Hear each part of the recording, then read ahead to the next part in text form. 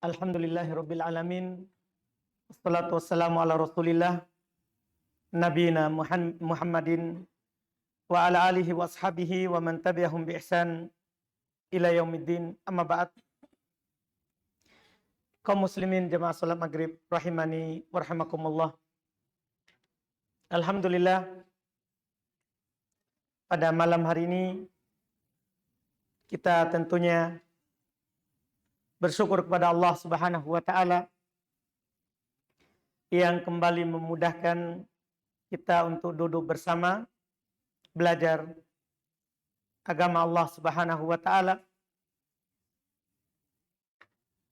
mendengarkan kajian, mendengarkan ilmu syar'i. Itu adalah nikmat yang tentunya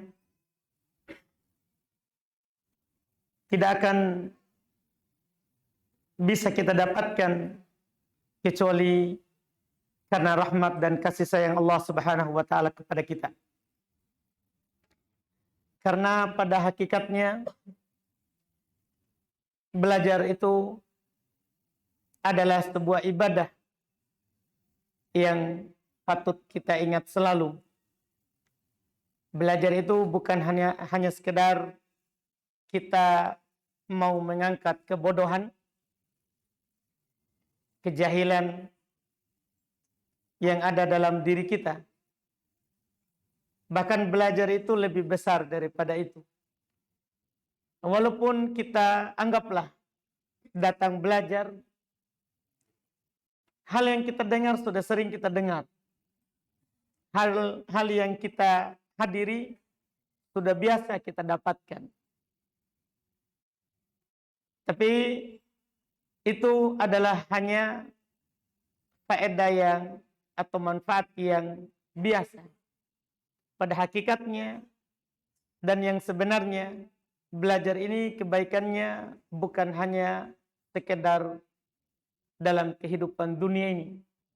Yang saya sebutkan tadi itu kebaikan dunia. Kita belajar, akhirnya kita tahu. Tapi belajar itu kebaikannya adalah sampai nanti di akhirat. Siapa yang ingin baik akhiratnya sebagaimana baiknya dunianya, maka harus dia belajar. Harus dia belajar. Karena tidak ada kebahagiaan dalam kehidupan dunia ini kemudian ketika kita berjumpa dengan Allah Subhanahu wa taala kecuali dengan ilmu yang kita bawa. Kita lihat ketika Nabi menceritakan kepada kita seorang yang meninggalkan dunia ini, maka di dalam kuburannya dia ditanya tentang pertanyaan ringan saja sebagai fitnatul qabr. Disebut oleh Nabi ujian di dalam alam kubur. Setiap dari kita akan ditanya 3 perkara ringan. Siapa Robmu? Apa agamamu? Siapa nabimu? Itu pertanyaannya. Orang yang belajar, dia akan menjawab dengan mudah. Rabbi Allah wa dinil Islam wa nabi Muhammad. Rabbku Allah, agamaku Islam, nabiku adalah Muhammad. Ketika malaikat di alam kubur bertanya, di mana kamu tahu? Di mana kamu mengetahui jawaban itu? Dia bilang, talautu kitab Allah. Saya baca kitab Allah. Saya belajar. Sementara yang kedua ditanya dia tidak bisa jawab. Malaikat berkata, kamu tidak pernah baca? Kamu tidak pernah belajar? Dan keadaan 2 golongan itu berbeda. Satu dilapangkan kuburannya sejauh mata memandang. Dibukakan untuknya pintu surga dan diperlihatkan tempatnya di surga. Karena orang belajar itu adalah tempatnya di surga. Allah akan memudahkan untuknya surga sebagaimana dalam hadis yang kita sering dengar. Sementara yang tidak bisa jawab dibukakan baginya pintu neraka, diperlihatkan tempat kembalinya, dan datang kepada kuburannya bau dari bau neraka, wal'iyadzubillah. Maka belajar ini di alam kubur. Di alam kubur. Dan kita sudah maklumi bersama, kita kalau meninggal, putus semua amalan kita semua. Tidak ada lagi yang tersisa yang bisa mengalir pahalanya ke kuburan kita kecuali 3. Kalau kita punya salah satu dari 3 ini, maka kita adalah orang yang berbahagia. Kita tidur di alam kubur dalam keadaan amalan kita bertambah. Sampai nanti kita dibangkitkan di hadapan Allah Subhanahu wa ta'ala. Yaitu kalau kita punya sedekah jariah. Kita punya sedekah setelah kita meninggal masih dipakai. Atau kita punya anak yang soleh yang mendoakan kita. Yang ketiga, atau kita punya ilmu yang diamalkan.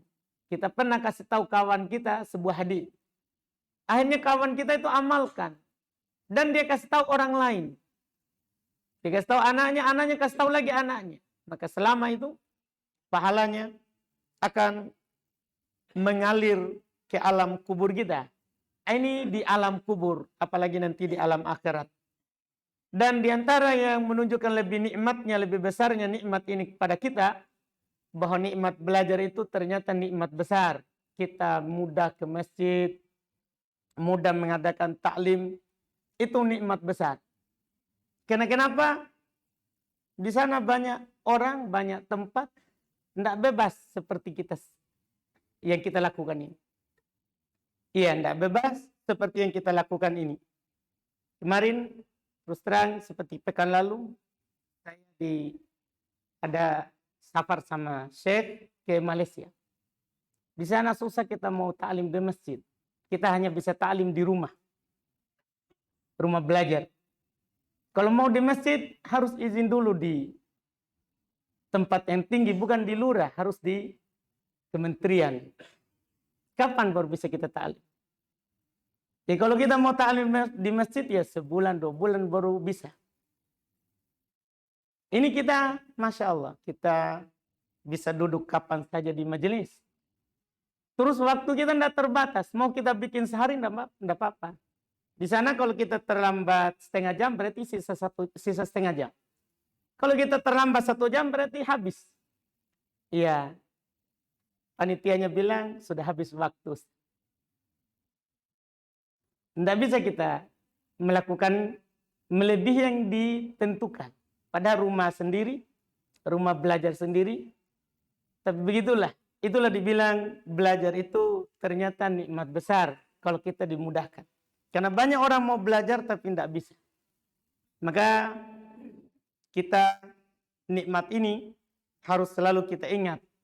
Ada mungkin suatu saat nanti, kalau bukan di generasi kita sekarang ini, di generasi akan datang sulit untuk dia membuat atau melakukan seperti yang kita lakukan sekarang ini. Maka mumpung kesempatan itu adalah terbuka untuk kita pakai. Jangan biarkan berlalu begitu saja hari, berlalu begitu saja malam tanpa kita mendengarkan sebuah atau sepotong atau sekalimat dari Al-Quran atau hadis Nabi Sallallahu Alaihi Wasallam. Kita alhamdulillah hari ini melanjutkan lagi pembahasan fikih, yaitu di malam hari ini kita akan bahas sholat Id, Idul Adha dan Idul Fitri dan yang terkait dengannya. Kata beliau rahimahullahu taala Al-Imam Ibnu Qudamah Al-Maqdisi, babu sholatil Idain, bab sholat 2 Id, yaitu 2 Id yang kita kenal bersama, Idul Adha di 10 Dzulhijjah dan Idul Fitri di 1 Syawal. Sholat 2 Id ini adalah termasuk perkara yang tidak pernah kosong dari kitab fikih pembahasannya. Walaupun hanya dilakukan sekali dalam setahun, tapi namanya syariat Allah itu penting untuk kita mengetahui dan mempelajarinya. beliau berkata di awal pembahasan sholat id, wahya fardun alal kifayah. Sholat itu adalah fardu kifayah. Kita pahami fardu kifayah itu di atasnya sunnah. Di atasnya sunnah. Karena dia ini wajib, hanya saja kewajibannya tidak setiap orang. Kewajibannya adalah secara umum kepada kaum muslimin. Jika sudah ada sebagian dari mereka yang melakukannya, maka gugur dosa dari yang lain. Beda kalau dikatakan fardu ain. Ini wajib terhadap setiap orang. Nah, sholat id, adha, ataupun fitri, ini hukumnya adalah fardu kifayah. Adalah fardu kifayah. Jika misalnya penduduk Makassar tidak ada yang melakukan sholat id, maka seluruh penduduk Makassar ini berdosa. Tapi kalau sudah ada sekelompok orang dari penduduk Makassar melakukannya, maka gugur dosa dari yang lain. Gugur dosa dari yang lain. Ini yang terkait dengan hukumnya. Kenapa kita katakan fardu kifayah? Karena Allah Subhanahu wa taala berfirman, ayatnya sudah kita hafal semua di surat Al-Kautsar. Allah berfirman, "Fasholli li rabbika wanhar." Salatlah untuk Rabbmu dan berkurbanlah. Kata para ulama, salat di sini maksudnya salat Id. Diperintahkan dan digandengkan dengan menyembelih. Digandengkan dengan menyembelih. Dan kita tidak katakan wajib ain karena tidak ada sholat yang wajib dilakukan secara ainiyah terhadap setiap orang kecuali sholat 5 waktu. Berdasarkan hadis, tentunya dalam hal ini riwayat Imam Al-Bukhari dan Imam Muslim, seorang datang kepada Nabi Shallallahu Alaihi Wasallam, yaitu Arab pedalaman, bertanya tentang Islam. Di antara yang Nabi katakan, kamu wajib sholat 5 waktu. Dia bertanya, hal alayya ghairuha? Apakah bagi saya ada kewajiban selain sholat 5 waktu? Kata Nabi, la, tidak. Hanya itu saja yang wajib. Yang lainnya adalah tatawwu. Itu sunnah. Itu adalah sunnah. Dan ini dipakai oleh mayoritas ulama rahimahumullahu ta'ala. Walaupun sunnah ini tidak pantas untuk ditinggalkan. Kalaupun kita berpendapat sunnah bagi yang lain jika sudah ada yang melakukan.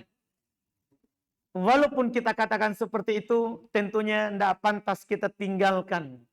Disebabkan karena Nabi Shallallahu Alaihi Wasallam tidak pernah meninggalkan sholat id walaupun sekali. Mulai awal dari pensyariatannya sampai belum meninggal. Sholat id ini awal disyariatkannya adalah tahun kedua Hijriah. Setelah jadi Nabi 13 tahun di Mekah, kemudian belum berpindah ke Madinah.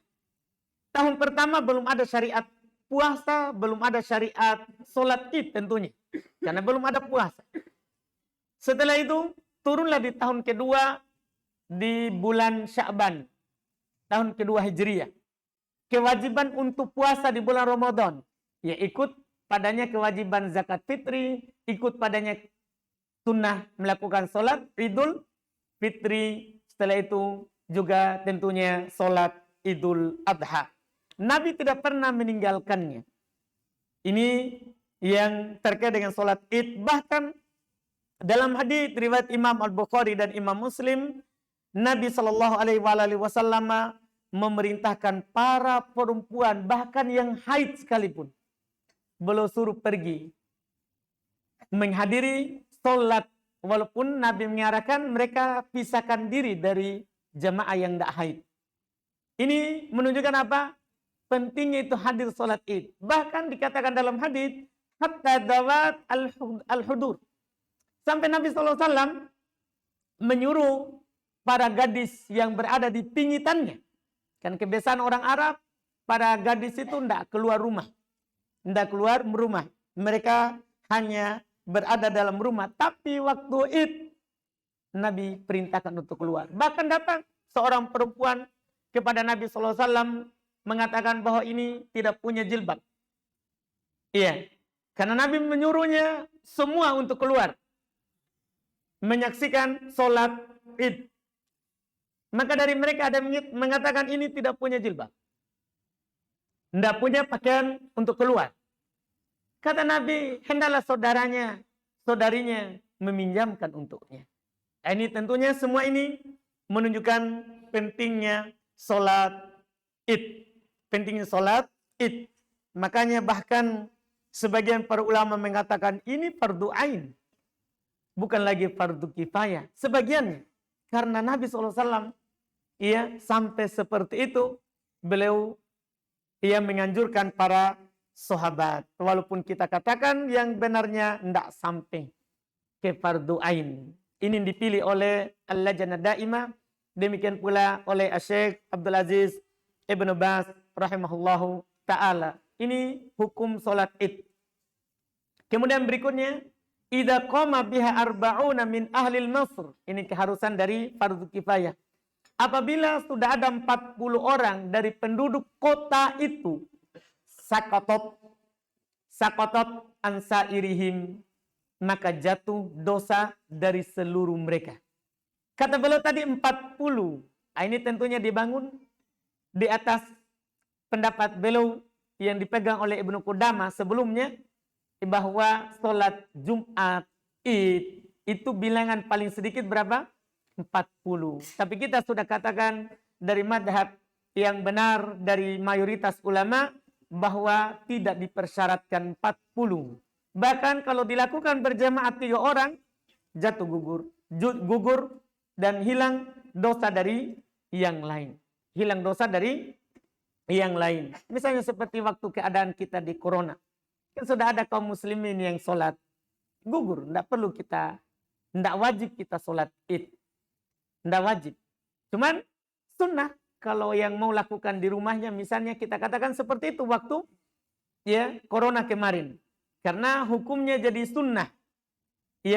Ketika sudah ada sekelompok dari kaum muslimin yang melakukannya. Ini yang beliau katakan. Wa waktuha. Sekarang beliau berbicara tentang waktunya. Kapan waktu sholat Id? Kata beliau waktunya minartifa'is syams ila zawal. Jadi panjang waktunya. Asal waktunya sholat Id adalah mulai dari matahari naik, itu sudah setinggi tombak, sampai masuk waktu zuhur. Itu waktu sholat Id.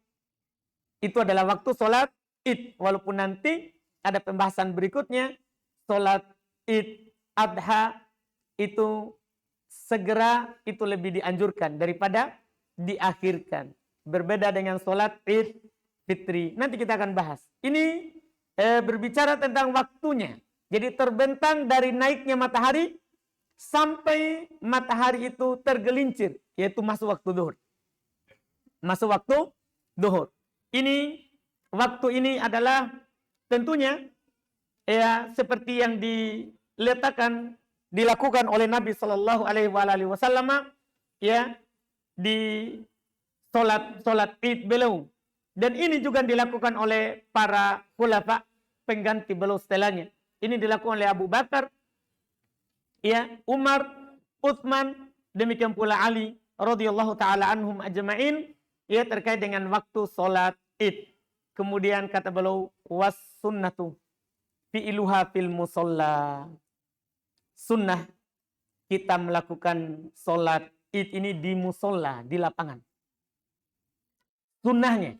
Tapi kalau ada orang melakukan di masjid, tidak apa-apa. Tidak ada masalah. Tidak berdosa. Sah sholatnya. Cuman sunnahnya di lapangan. Sunnahnya adalah di lapangan. Ini harus kita pahami, sunnah di lapangan. Bukan wajib. Karena sebagian orang kalau tidak ke lapangan, tidak sholat. Ini sunnahnya di lapangan. Kalau tidak ada lapangan, kita lakukan di masjid. Tidak boleh di jalan. dalam pendapat para ulama, tidak boleh sholat id itu di jalan. Kecuali jalan itu adalah ikut lapangan. Jalan itu ikut lapangan. Maksudnya ada lapangan, kemudian penuh lapangan, akhirnya orang juga berdiri atau duduk di jalan. Ini namanya ikut. Adapun dibuat di jalan, maka sebagian ulama memakruhkan hal tersebut karena memotong jalan. Masuk menghalangi orang jalan. Ini yang perlu diperhatikan. Karena sunnahnya adalah di musola. Musola itu memang tempat yang dipersiapkan untuk lapangan. Makanya kita melihat rata-rata kalau di Jawa, itu masjid terus ada lapangannya. Rata-rata. Kalau masjid besar, mereka ada masjid terus ada lapangannya. Itu bagus, sesuai dengan yang dilakukan oleh Nabi dulu di zamannya. Tapi sekarang tentunya masjid Nabi sudah diperluas berkali-kali, ya. Maka tidak ada lagi sekarang lapangan. Sekarang kalau di penduduk Madinah, penduduk Makkah, mereka sholat di masjid. Sholat di masjid. Tapi kalau kita tidak dapat lapangan, tidak apa-apa. Tidak berdosa kalau kita lakukan di mana? Di masjid. Dan masjid lebih baik daripada jalan. Dan masjid lebih baik daripada jalan. Karena penggantinya musola adalah masjid. Karena musola adalah tempat sholat. Masjid adalah tempat sujud. Jadi penggantinya lapangan adalah masjid, bukan jalanan. Bukan jalanan. Tapi siapa yang melakukannya jalanan, itu ijtihadnya dia. Semoga sholatnya sah. Dengan izin dari pemerintah. Dengan izin dari pemerintah. Karena itu masuk mengganggu orang di jalan. Mengganggu orang di perjalanan mereka. Kemudian berikutnya kata beliau wa ta'jilul adha. Masya Allah. Berikutnya beliau berbicara tentang sunnah-sunnah dalam sholat id. Menyegerakan Idul Adha. Ini sunnah. Sholat Idul Adha sunnah untuk disegerakan. Kenapa? Banyak hikmah yang disebutkan oleh para ulama dalam syariat kita. Di antara yang disebutkan adalah sholat, nanti akan disebutkan sholat Idul Adha. Itu sunnah kita tidak makan sebelumnya. Dan sholat Idul Adha disyariatkan pada waktu itu disegerakan kita untuk menyembelih hewan kurban kita. Tidak mungkin kita bisa bersegera kalau tidak sholat segera. Karena tidak boleh sembelih sebelum sholat. Tidak boleh sembelih sebelum pelaksanaan sholat id. Maka supaya bisa segera berkurban, maka disunahkan untuk bersegera sholat. Karena Nabi SAW katakan kepada para sahabat waktu beliau khutbah id, awwalu ma nabda'u bihi fi yaumina hadza as-shalah. Tsumma narji' fananhar. Yang paling pertama kita lakukan pada hari kita ini tanggal 10 Dzulhijjah. Kita sholat dulu. Setelah itu langsung kita kembali berkurban. Iya, berkurban. Dan baru kita makan setelahnya. Jadi disegerakan untuk melakukan sholat Idul Adha sementara fitri wa ta'khirul fitri, dan disunahkan untuk mengakhirkan sholat Idul Fitri, diperlambat. Sunnah. Kenapa? Karena kata para ulama, waktu utama untuk mengeluarkan zakat fitri itu adalah sebelum imam sholat.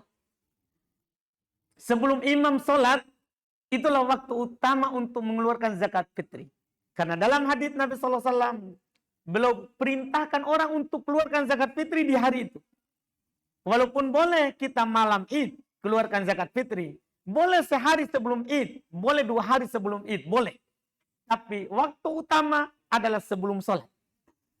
Kata Ibnu Umar radhiyallahu ta'ala anhuma, wa amara biha an tu'adda qabla khurujin nasi ila sholat. Nabi perintahkan kepada para sahabat untuk mengeluarkan zakat fitri mereka sebelum orang keluar ke tempat sholat. Sebelum mereka sholat.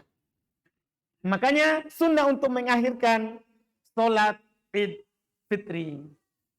Untuk memberikan kelapangan ya kepada kaum muslimin dalam mengeluarkan zakat. Demikian pula siapa yang tadinya malam id tidak punya apa-apa. Pagi hari Id, ada yang kasih dia zakat fitri. Maka kalau dia punya kan wajib dia keluarkan zakat. Sehingga kita memberikan kelapangan kepada orang-orang yang belum mengeluarkan zakat untuk mengeluarkannya. Ini disunahkan. Tapi siapa yang segerakan atau dia samakan waktu Id Fitri dan Idul Adha, tidak ada masalah. Tidak berdosa baginya. Kemudian beliau berkata sunnah berikutnya, wal iftaru fil fitri qassah qabla shalah. Ini tadi yang kita katakan. Makan sebelum Idul Fitri secara khusus, itu sebelum sholat disunahkan. Kita mau keluar sholat Idul Fitri, sunnah dulu makan baru keluar. Beda Idul Adha, kita tidak makan apa-apa dulu. Kita pergi sholat, nanti pulang baru makan. Dan semua ini sunnah. Siapa yang makan juga sebelum pergi, tidak ada masalah dengan dia. Hanya saja tentunya tidak dapat pahala sunnah. Kata Nabi, kata Anas bin Malik, pelayannya Nabi SAW, menceritakan keadaan Nabi ketika sholat fitri. Karena Rasulullah SAW la yagdu yaumul fitri hatta ya'kula tamarat. Adalah Nabi SAW tidak berangkat sholat Idul Fitri sampai belum makan dulu beberapa kurma. Sampai belum makan dulu beberapa kurma. Ini sunnahnya. Baik. Kemudian berikutnya insya Allah kita akan lanjut lagi nanti hal-hal yang terkait dengan sholat ini. Kita lihat pertanyaan. Boleh yang mau tanya langsung, tafadhalu.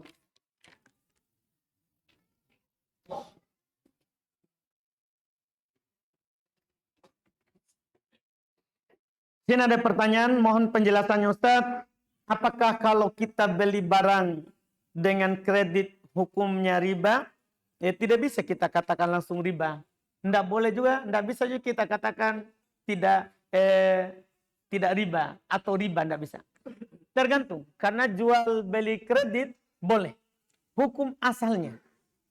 Jual beli kredit itu hukum asalnya dibolehkan. Boleh orang jual beli barang cicil. Kecuali barang yang dipersyaratkan tangan ke tangan dan cash. Seperti barang riba, emas, perak, itu kan dipersyaratkan dua. Yadan biyadin, ya, mitlan bimitlin, yadan biyadin. Harus sama nilainya, gramnya, dan tangan ke tangan. Ini tidak boleh cicil. Tapi selain emas, perak, ya kita boleh mencicilnya. Dengan syarat tidak ada persyaratan riba. Persyaratan riba itu banyak. Misal, contoh, kita cicil ke sebuah atau seorang teman kita, tapi dia persyaratkan kalau kamu misalnya terlambat, maka kamu akan didenda. Walaupun nanti saya tidak mau terlambat supaya tidak didenda. Walaupun, tapi kan sekarang kita akadnya, kita tanda tangani adalah akad salah. Nah itu yang menyebabkannya tidak boleh, karena ada akad yang menghalalkan yang haram. Apa maksud menghalalkan yang haram? Yaitu menghalalkan memakan harta manusia tanpa hal yang dibolehkan. Tanpa hal yang dibolehkan. Kan tidak boleh. Kata Nabi SAW, al-muslim ala syurutihim illa syarton ahalla haraman. Muslim boleh membuat syarat. Boleh kita bersyarat dalam transaksi jual beli. Kecuali syarat yang menghalalkan yang haram. Tadi itu haram kita ambil harta orang dengan batin. Tapi dengan syarat ini akhirnya kita ambil. Oh itu jadinya tidak boleh. Bukan karena kreditnya. Tapi karena syaratnya. Karena syaratnya. Demikian pula syarat-syarat yang lain. Misalnya kalau tidak mampu dibayar kan biasanya barang itu jadi jaminan. Kita biasanya kredit barang. Maka ada yang kita jaminkan. Jaminan itu sebenarnya ada dua bentuk. Boleh di luar daripada barang ini yang kita kredit. Itu barang lain. Kita mau kredit mobil ke kawan kita. Kita jaminkan surat rumah. Misal begitu. Iya. Maka nanti ini ketika dia tidak bisa bayar, terlilit utang, maka boleh rumah itu dijual oleh pihak yang dikasih jaminan. Tapi dia jual hanya mengambil seharga yang utangnya. Misalnya rumahnya seharga Ya 100 juta. Utangnya sisa 50 juta, sudah jual 100 juta, dia hanya ambil 50-nya punyanya yang punya. Sementara di sana ada syarat, kadang diambil walaupun dijual mahal tidak dikembalikan lagi. Itu namanya syarat memakan harta manusia dengan cara yang batil. Demikian pula bentuk jaminan kedua dengan barang tadi. Kita beli mobil, maka kalau kita cicil dipegang suratnya. Dipegang suratnya. Iya, BPKB-nya misalnya seperti itu. Boleh nanti kalau tidak bisa bayar, kita ambil mobilnya kita jual. Jualnya gimana? Ya, jualnya kita jual mobilnya karena dia tidak bisa bayar utangnya. Kalau ada kelebihan, maka seharusnya dia kasih yang punya. Karena ini mobil sudah punyanya dari awal akad. Hanya dia jadi jaminan. Tapi kadang pihak yang menjadikan jaminan itu, dia menarik mobilnya, dia jual lebih atau kurang, dia ambil semuanya. Itu kesalahan dalam akad, memakan harta manusia dengan cara yang batil. Dan seharusnya juga kalau kurang, anggaplah utangnya masih 5 juta, ternyata dia jual hanya 4 juta. Sudah, diambil 4 juta, masih utangnya dia 1 juta. Seharusnya sebegitu, tapi kadang langsung digugurkan. Ini salah juga, karena dia, ini sekarang, dia punya utang 1 juta, tapi digugurkan, padahal dia masih ternilai utangnya. Ini juga mendolimi pihak pemberi kredit. Maka kalau akadnya ada itu, akadnya adalah batil. Tapi kalau tidak ada semua itu, alhamdulillah. Ya, jual beli kredit sekali lagi boleh kalau tidak ada syarat menghalalkan yang haram atau mengharamkan yang halal. Wallahu a'lam. Apa hukumnya menabung di bank? Apakah juga riba? Tergantung. Tergantung juga. Kita simpan uang di bank untuk apa? Kalau untuk menjaga harta supaya ya aman, karena kalau kita simpan di rumah tidak aman. Mau dibawa kasur tidak aman, kita tidak bisa tidur padahal kita di atasnya. Tidak bisa. Jangan-jangan kena keringatku atau kena air liurku. Tidak aman. Iya, tidak aman dari bakar, tidak aman dari dilihat sama seseorang. Iya, tidak aman. Sehingga kita tidak bisa tidur. Banyak uang tapi tidak bisa tidur. Maka boleh menyimpan di bank dengan tujuan menjaga harta. Itu dibolehkan. Itu dibolehkan. Adapun kalau menyimpan uang supaya berbunga, tadi itu kalaupun berbunga, kan kita mau menjaga harta. Ternyata berbunga. Ternyata berbunga. Dia kan mau tidak mau begitu.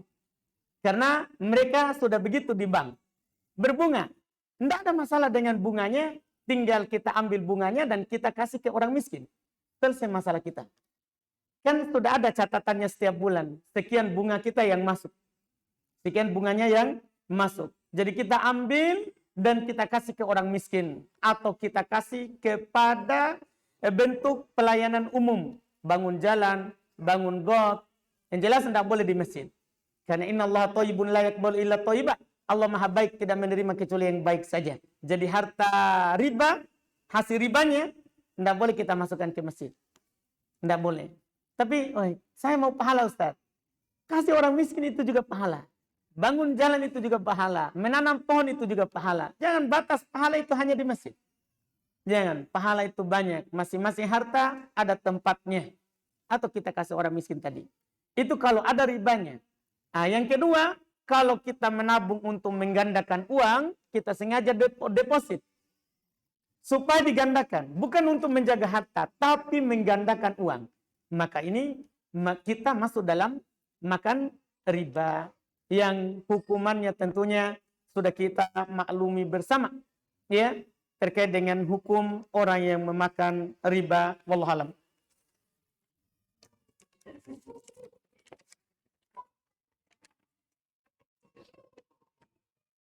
Jika kita mendapati sedikit waktu untuk melakukan sholat sunnah sebelum melakukan sholat fardu, manakah yang lebih utama, sholat tahiyat masjid atau sholat qobliyah? Dua-duanya langsung kita lakukan. Karena boleh dengan satu kali melakukan dengan 2 niat atau 3 niat. Yang penting sama hukumnya. Qobliyah dan tahiyat masjid, demikian pula sunnah wudu, sama-sama 2 rakaat.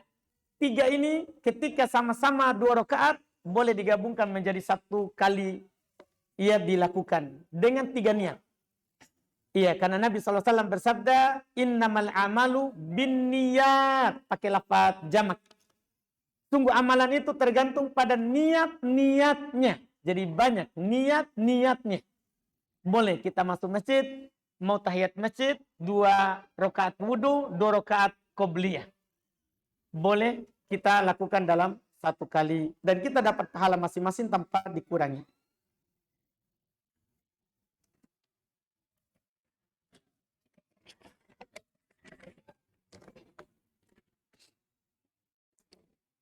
Ustaz, ketika masbuk, saya baru takbir. Pas saya sudah takbir, posisi imam sudah ganti ruku.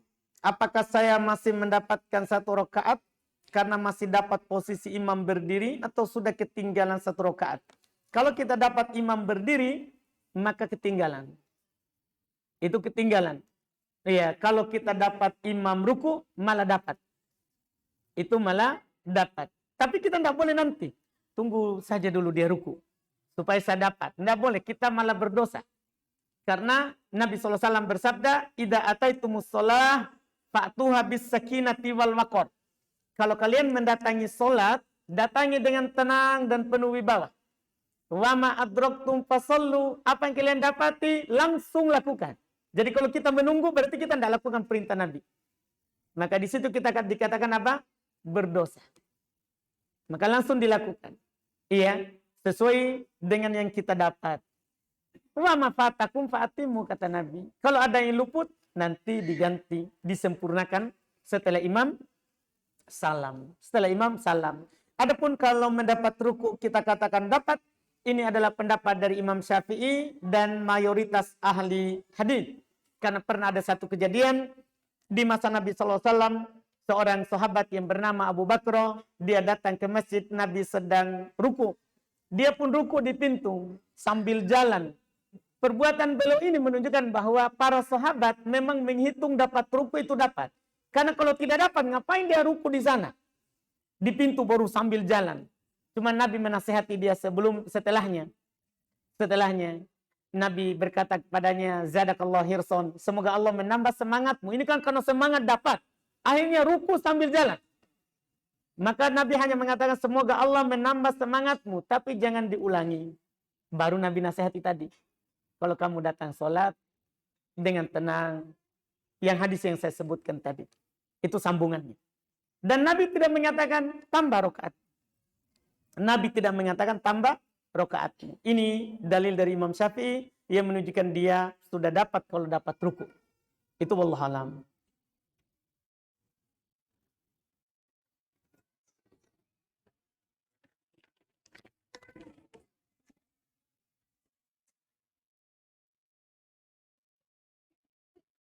Bagaimana hukumnya jika seorang muslim yang makan di tempat restoran atau rumah makan yang pemilik restoran tersebut orang kafir? Makanan yang jual Ustadz itu yang halal, seperti pangsit, bakso, ayam, apakah boleh dibolehkan hal tersebut? Boleh. Iya, boleh. Nabi memakan hadiahnya orang Yahudi. Bahkan kita tahu sebab Nabi sakit dan dengannya belum meninggal, itu hadiah dari perempuan Yahudi Khaybar. Belum makan. Belum makan. Ternyata di situ ada racunnya. Ada sihirnya yang dia masukkan. Ya, sehingga dengan itu Nabi sakit. Nabi sakit dan ketentuan Allah tentunya sudah terdahulu sebelumnya. Halal. Bahkan para sahabat mengatakan, ya Rasulullah, kami turun berperang di negerinya orang kafir. Apakah boleh kami makan di piring mereka? Kata Nabi, makan, cuci baru kalian makan menggunakan. Cuci baru kalian makan menggunakan. Sebagian lagi berkata, ya Rasulullah, kami tidak tahu ini disembeli dengan bismillah atau tidak. Kata Nabi, kalian yang baca bismillah. Baca bismillah baru makan. Baca bismillah baru makan. Tidak perlu juga kita tanya, kau baca bismillah enggak ini? Nanti dia bilang lagi, enggak tahu orang pasar, coba kau pergi tanya sana. Repot kita, akhirnya enggak jadi makan-makan begitu. Iya, makanya dalam hal ini jangan dipersulit. Halal makan, selama itu halal untuk kita kaum muslimin halal. Ya, karena juga makanan ahli kitab halal untuk kita. Makanannya orang Yahudi Nasoro halal untuk kita. Kecuali makanan itu memang haram di kita. Makanan itu haram di kita. Iya, itu tentunya haram.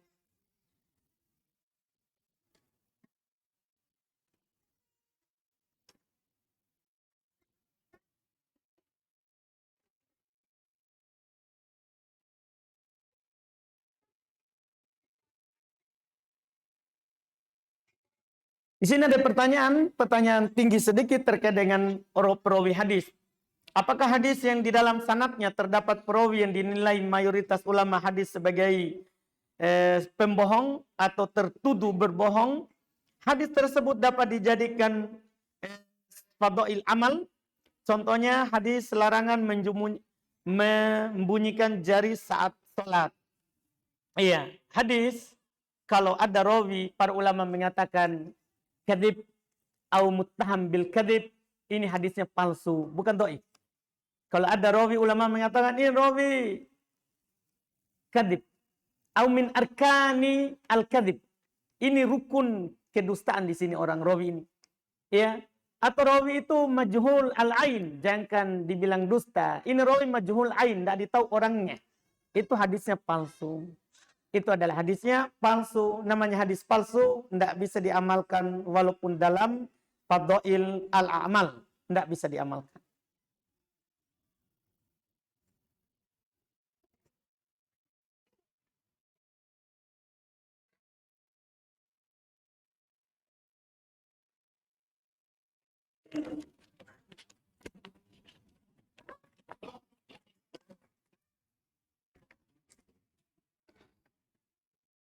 Makna yang benar dari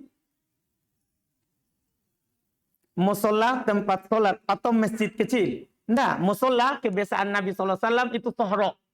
Musolat itu musola dalam bahasa Arab itu sohro. Sohro itu padang lapang.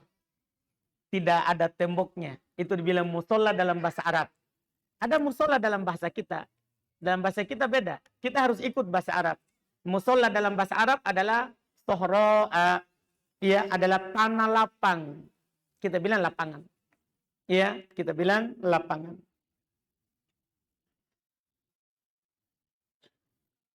Ini sama tadi hukum, ya, cicil rumah. Iya. Sama dengan jawaban tadi yang jual beli cicil. Apakah riba atau tidak? Tergantung yang kita sebutkan tadi.